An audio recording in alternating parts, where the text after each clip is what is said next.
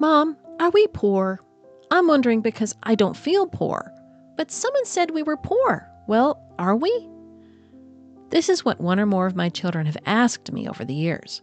Usually it was prompted by something they overheard from a relative or at some church meeting we attended, which was quite often since we were a minister's family for over a decade. It's no secret, most homeschooling families have to do more on less money. This is because someone has to stay home and direct the education of the children, hence the loss of an income. Added to this is the increase in the number of children most homeschoolers have, and it's easy to see how finances can become pretty tight. I think we push this thing to the max by having 15 of our own. Hi there, sweet mommies. This is Sherry Hayes, the very interesting mother of 15 children.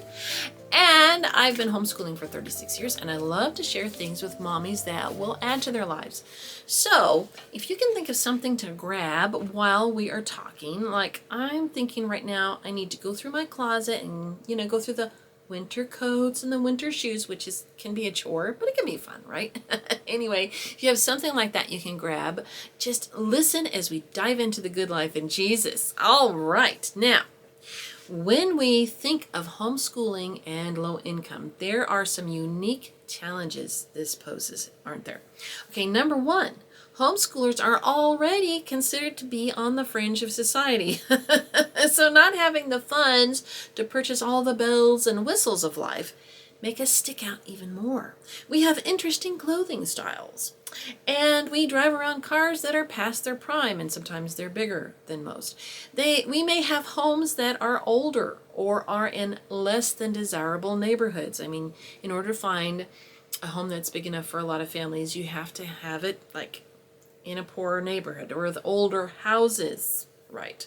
Okay, number two, a lot of Americans associate having trendy stuff with being good parents. All right.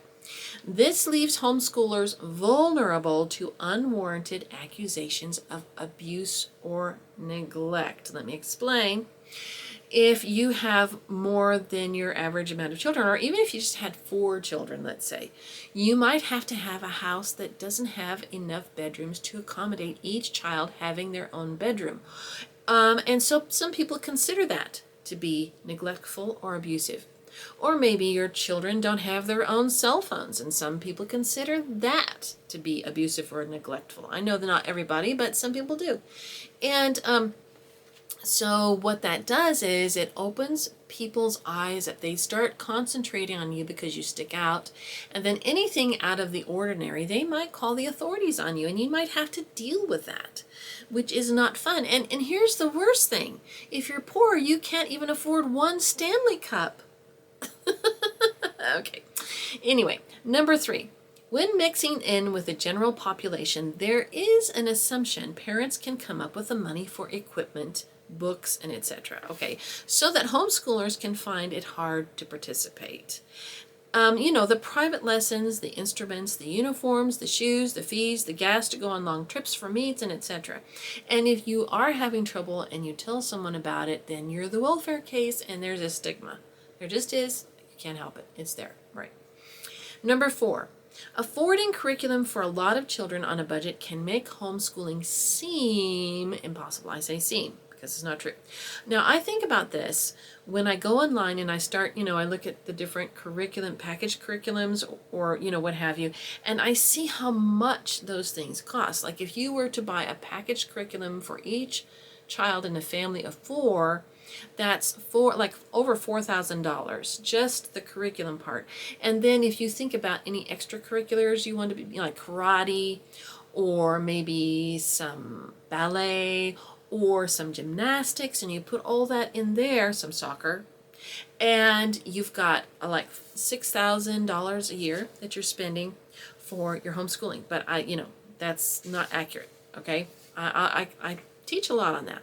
Okay, now, since I personally have been on this journey of one income living for quite a while, I'd like to share some experiences and encouragement for those of us who are burdened by challenges like the ones I just listed. Okay, first of all, we need to reevaluate the commonly accepted norms of society. Now, in our times, culture is not organic. It does not flow naturally from the institutions of family and church.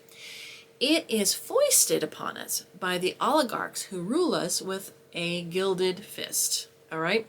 We're not allowed to wait until we experience an actual need before we buy something. We are provided a need. A need is manufactured for us. I'm thinking here of the $50 Stanley tumblers. Who knew we would need one in every color and pattern, along with an attachable snack tray and a cell phone stand?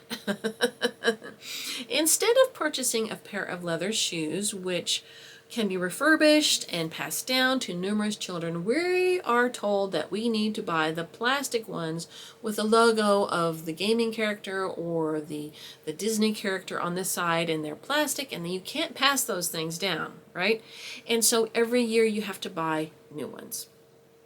And because of the trendy shoes and the bigger house and the new car and the cups of specialty coffee, we also need a second income and maybe even a third income sometimes, which means we also need someone to mind the children while we are laboring to provide for all these needs, quote unquote. And this is a great reason why a lot of people cannot see themselves as homeschooling parents. Losing their second income would cause them to look poor, which is the modern version of wearing a scarlet letter. If you sit and think about it, adultery is like almost acceptable, not quite, and it can be forgiven, while being poor is somehow a sign of being sinful. At this point, I could launch into a discussion of how we need to redirect our values and teach our children that we should be heavenly minded, not earthly minded, and etc., and so on. And this is obvious and helpful, but you've heard all that before. Instead, I'm going to teach you something that will help you rise above the entire conversation. I'm going to help you overcome all the scorn and shame. You see, there is a great difference between poor and being poverty-stricken. When a person is moral, hardworking, thankful, and contented, but simply has more money than money, they are poor. But when a person is hopeless, envious, bitter, and deprived of moral character, then they are poverty-stricken. You could say they are impoverished because the poor isn't just on the outside, it has embedded itself deeply into their soul. The definition of impoverished is deprived of richness or strength, limited or depleted. Now, in the exercise of removing ourselves from being poverty-stricken, homeschooling has the advantage. You know, there's poor and then there's homeschooling poor. Why? Because it keeps us from being swallowed up into the system of the oligarchy. Instead of measuring our joy in terms of all the things we can buy, we can measure ourselves in all the things we can become. We don't put our energies into making more money so we can purchase more things and have more exotic, experiences. We invest into becoming more kind, generous, interested, creative, adaptive, fun, positive, and thoughtful. My husband has taught me a lot about this. He was reared in a large family with a single parent. Life was not only hard, it was almost impossible.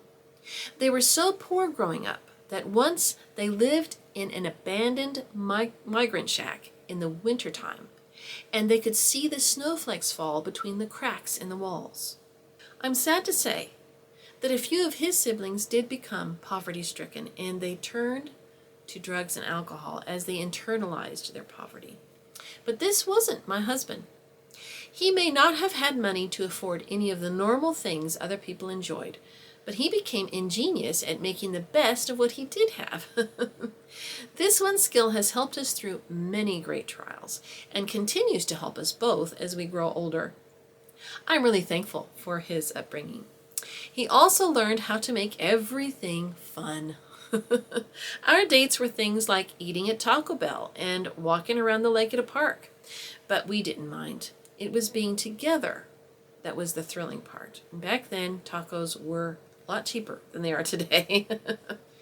There was no big wedding because there wouldn't have been any money for it, not even for a cake. So we opted for a few witnesses and ate in an actual restaurant later. And we're still going after 44 years and 15 children. And we still enjoy all those silly things. Now, I was raised poor too. We were so poor that my single-parent family lived in a trailer court behind a topless bar. Now, that doesn't mean the bar didn't have a top on it. That means the waitresses didn't have tops. But that didn't make me poverty-stricken either. It made me creative and adaptable. Now, these good lessons, making the best of everything, making everything fun, and being creative and adaptable, are what we've taught to our children as we navigated our lives with them. Now, here are some practical ways we've done this. We started by celebrating and enjoying our children. Okay. From the very beginning of their lives, anything they did, we literally clapped and cheered. So if they pulled themselves up and sat up, clapping and cheering. If they took their first step, clapping and cheering. If they could put a piece of food in their mouth with their own hands, clapping and cheering. You know, no matter what they did, especially as little kids, we would all, it got to be a crowd after a while. We would all clap and cheer and celebrate them, okay? And that has really helped. It just developed an atmosphere of celebration and made things better. We also enjoyed alternate entertainment. Now, for a while there, when we had 3 children under 4, we didn't own a television. And so, back then, there weren't even cordless phones. Forget a smartphone. There was nothing, all right? So my husband would come home from lunch, and we would just sit on the couch and watch our children run and chase each other around the room, and we would laugh, and we would have such a great time. And other times, my husband would take a thrifty nickel, which is an ad newspaper, and he would read the ads backwards to me, or he would read them in a foreign accent, and we would just laugh and laugh and laugh. We still do that stuff, and we would read books out loud to each other, and we do that still too. Okay. As the children grew older, we would take them on what we called safari. Now, this meant that we would get them all ready, we'd throw them in the van, and we'd ride around, and we'd do errands. We might wash the car, we might put gas in the tank, but we'd try to wind up at some kind of a park, a nature park or something, and we would go to the day-old bakery, and we would buy donuts, and we'd eat donuts, and we'd run around for a while, and that was our safari. Sometimes we would just go to Sam's Club and just enjoy all the different samples we could find. And, we would always be an adventure. We would end up someplace fun that was cheap or free. And we put on plays sometimes, and we played basketball on our front driveway because we had a basketball hoop. We would do that, and we had a lot of kids. Everybody had their chance to play, and we would play basketball. We went on nature walks. We sculpted, crafted, sang. We have our own set of hymnals. We'd pass those out, and we'd sing. We baked. We had lots of fun baking. We gardened. We had a garden, usually in the backyard, and we painted the house. We did chores like painting the house while we listened to oldies together. Those are some of the things that we did. We found ways to look we found ways to look good to outsiders. And this is important sometimes. Now, there were 2 important events we were obliged to attend each year as a minister's family. One was in the spring and the other was in the fall.